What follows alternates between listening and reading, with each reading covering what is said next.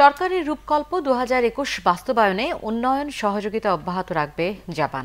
সকালে প্রধানমন্ত্রীর তেজগাঁও কার্যালয়ে শেখ হাসিনার সাথে সৌজন্য সাক্ষাৎ করে এই বিষয়ে আশ্বস্ত করেন জাপানের অর্থনৈতিক পুনর্জাগরণ বিষয়ক মন্ত্রী তোশিমিতসু মোতেগি। বাংলাদেশের তথ্য প্রযুক্তি খাতে জাপান আরও বিনিয়োগ করতে চায় বলেও প্রধানমন্ত্রীকে জানিয়েছেন তিনি। অংশগ্রহণমূলক নির্বাচনের মাধ্যমে টানা তৃতীয়বারের মতো প্রধানমন্ত্রী হিসেবে দায়িত্ব নেয়ায় শেখ হাসিনাকে অভিনন্দন জানান সফররত জাপানের মন্ত্রী। বর্তমান সরকারের আমলে দুদেশের সম্পর্ক আরও জোরদার হবে বলেও আশা ব্যক্ত করেন। প্রধানমন্ত্রী তার সরকারের বিভিন্ন অর্থনৈতিক উন্নয়নে জাপানের অবদানের কথা স্মরণ করেন। বাংলাদেশের আইটি পার্কগুলোতে তথ্য প্রযুক্তির প্রশিক্ষণ ও গভীর সমুদ্রে মৎস্য আহরণে জাপানের সহযোগিতা চান প্রধানমন্ত্রী। সন্ত্রাস ও জঙ্গিবাদের বিরুদ্ধে সরকারের অবস্থান পুনর্ব্যক্তও করেন শেখ হাসিনা।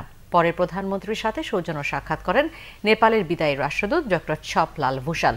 দুদেশের স্বার্থ সংশ্লিষ্ট নানা বিষয়ে আলোচনা করেন এই সময়।